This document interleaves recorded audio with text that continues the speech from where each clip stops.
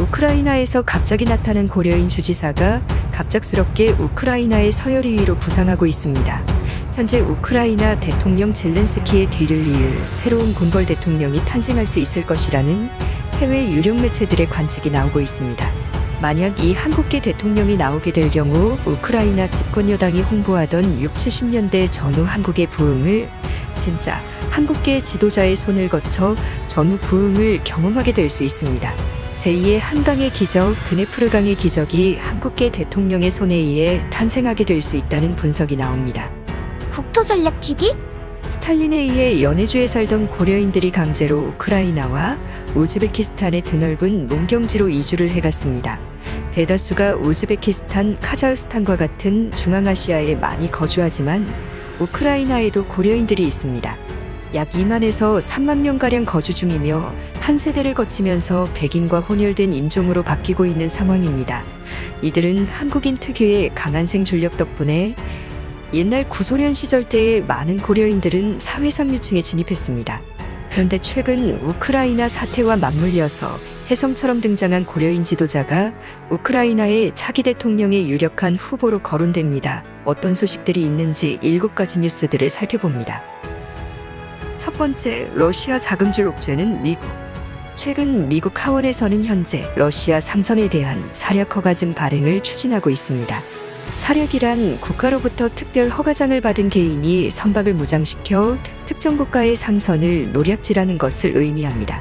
이것은 보통 중세시대 이전 유럽에서 행해지던 대항해 시대에나 있을 법한 정책으로 사실상 미국 당국에서 러시아 선박에 대한 해적지를 허락하는 법안이 나올 수 있게 되고 있습니다. 그렇게 되면 아직 러시아와 무역을 막지 않고 있는 인도, 중국, 중동 일부 국가들과 러시아를 교역하는 선박들에 대한 압류가 이뤄질 수 있는 것입니다. 두 번째, 물가 폭등 중인 러시아. 현재 러시아에서는 맥도날드와 같은 서방 자본이 철수하면서 맥도날드 햄버거 세트를 냉동실에 수십 개씩 비축해두고 있고 중고 거래 시장에서 매매가 이뤄지고 있습니다. 가격은 무려 한 햄버거 세트에 우리 돈 40만 원을 줘야 먹을 수 있습니다. 그뿐 아니라 러시아 모스크바 중심지에 위치한 백화점에서는 한 러시아 청년이 루브라를 허공에 뿌리는 퍼포먼스를 했습니다. 하지만 놀라운 점은 많은 모스크바 시민들이 아무도 그 루브라를 주우려 들지 않았다는 것입니다. 그만큼 현재 루브라의 가치가 휴지 조각이 돼버린 상황입니다. 근본 위제를 실시한다는 이야기가 돌고 있지만 그렇게 될 경우 러시아가 보유한 부채의 상당수를 금이라는 값비싼 실물자산으로 갚아야 하는 상황이 빚어질 수 있습니다. 한국 역시 러시아에게 빌려준 돈을 받고 있지 못하고 있는데 만약 러시아가 근본 위제를 실시할 경우 전량금으로 받아올 수 있습니다. 이 때문에 러시아 우크라이나 전장에서의 상황이 좋지 못합니다. 보급이 제대로 이뤄지지 않고 있고 우크라이나 수도 키이브를 비롯한 주요 도시만 집중 공격하고 있으나 우크라이나 남부 일부 지역에서는 보급이 끊겨 많은 러시아군이 포로로 잡히는 상황이 빚어지고 있습니다. 세 번째, 보급이 끊기는 러시아. 러시아군의 보급이 끊기면서 우크라이나 남부 지역, 특히 산업시설이 많은 미콜라이프주에서 러시아군의 폐색이 짙습니다. 우크라이나 남부 항구 도시 오데사와 마리우폴을 연결하는 핵심 지역인 미콜라이프를 점령하면 러시아군은 완벽하게 러시아 남부를 점령했다고 선언할 수 있습니다. 하지만 그렇게 하지 못하고 있습니다. 때문에 지난 12일 저녁 러시아군은 미콜라이프 지역에서 러시아군이 항공기로 대규모 폭격을 했고 이것은 민간인 시설이 밀집한 아파트와 병원 등에 집중돼 세계적인 비난이 러시아로 향하고 있는 상황입니다. 하지만 러시아 지상군은 우크라이나군에게 패배하고 있고 포로로 우크라이나군에 잡혀버린 상황입니다. 네 번째, 미콜라이프주를 사수한 고려인. 우크라이나 남부의 대도시 헤르손과 오데사 사이에 있는 미콜라이프 지역에서는 강력한 주지사의 지도력과 우크라이나 저항군의 끊임없는 저항으로 러시아군을 격퇴하고 있다고 서방 언론은 전하고 있습니다. 특히 미콜라이프주 지사이자 이 일대의 전체 병력을 통솔하고 있는 고려인 비탈리 기임 주지사는 오는 17일이면 러시아군이 회군을 할 가능성이 있고 우크라이나 군 쪽으로 러시아의 아들을 보낸 어머니들이 우크라이나에 요청해서 자신들의 아이들을 생포해서 데리고 와달라고 요청을 하고 있다고 전하고 있습니다. 현재 러시아의 보급은 상당수가 끊어져 버렸고 러시아가 미콜라이프주에서 패배한 것을 숨기고 싶어하는 상황이라고 미콜라이프 주지사인 김 지사가 직접 전하고 있습니다. 다섯 번째, 차기 대권이 유력한 고려인 비탈리 김. 현재 우크라이나 대통령 볼로드미르 젤렌스키의 외교력이 도마 위에 오르고 있습니다. EU가 이 패스트트랙이 거절된 것입니다. 주요 원인으로는 EU에 우크라이나가 가입하면 폐허가 된 우크라이나 재건을 EU 회원국들이 재정을 분담해야 하며 EU는 상호방위 조항이 있어서 나토와 같이 한 회원국이 영토 공격을 받게 되면 서로 모든 수단을 동원해서 도와야 한다는 의무가 있는데 현재 EU에 우크라이나가 가입하게 되면 사실상 제3차 세계대전으로 확대되는 상황이 오게 되는 이유와 또 그리고 마지막으로 우크라이나의 경제력이 기존 EU 회원국과 너무 수준 차이가 심하다는 이유로 EU에 받아줄 수 없다는 회원국들의 의견으로 인해서 우크라이나의 EU 가입이 사실상 무산된 상황입니다. 때문에 현재 벌써부터 우크라이나의 새로운 리더십, 차기 우크라이나 대통령에 대한 관심이 집중되고 있습니다. 가장 유력한 인물이 바로 비탈리 김 미콜라이프 주지사인 것입니다. 1981년생 구소련 출생 고려인인 비탈리 김은 현재 우크라이나 남부 미콜라이프의 주지사입니다. 현재 그는 우크라이나 주방위군과 민병대를 합쳐 약 4만 명의 지상병력을 지휘를 하고 있는 상황입니다. 전쟁으로 인해서 사실상 군벌이 돼버린 지자체장이 됐으며 여러 지자체장들을 지휘하는 능력을 보여주고 있어 차기 대권 유력 주자로 손꼽히고 있는 상황입니다. 한국계 우크라이나인인 김 지사는 고려인으로서 영어뿐 아니라 한국어로 의사소통이 가능한 것으로 알려져 있습니다. 전쟁이 있기 바로 직전 비탈리 김 주지사와 젤렌스키 대통령이 소속돼 있는 우크라이나 집권여당 측에서는 정책 홍보를 하는 방송에서 전후 한국의 번영에 관한 한강의 기적을 그대로 소개하며 자신들이 꼭 그렇게 우크라이나를 한국처럼 만들겠다고 하는 TV 광고를 내보낸 적이 있습니다.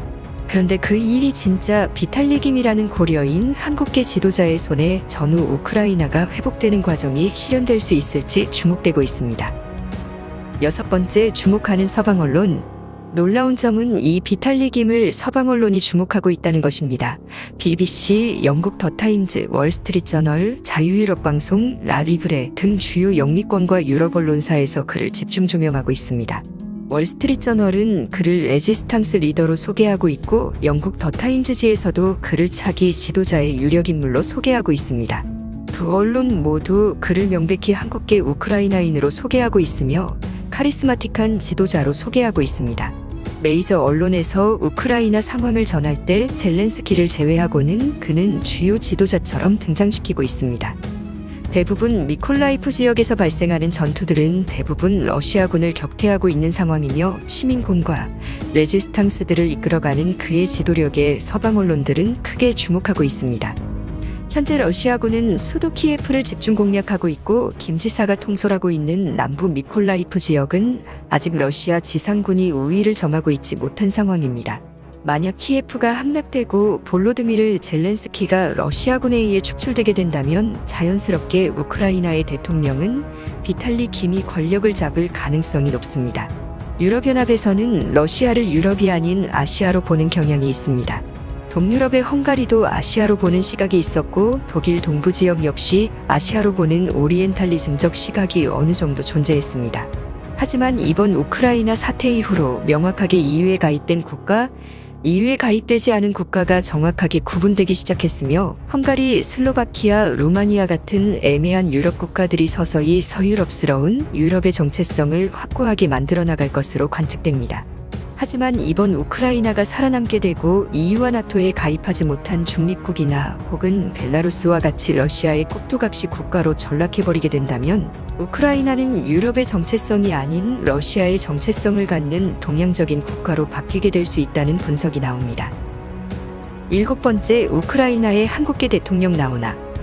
우크라이나가 전후에 한국계 대통령이 선출돼서 폐허가 돼버린 나라를 이끌어 나가게 된다면 많은 부분에 있어서 한국의 지원이 들어갈 수 있을 것으로 관측됩니다. 사회 기반 시설, 철도 등 많은 분야의 한국 건설업체, 기술업체, 통신장비업체가 들어갈 수 있습니다.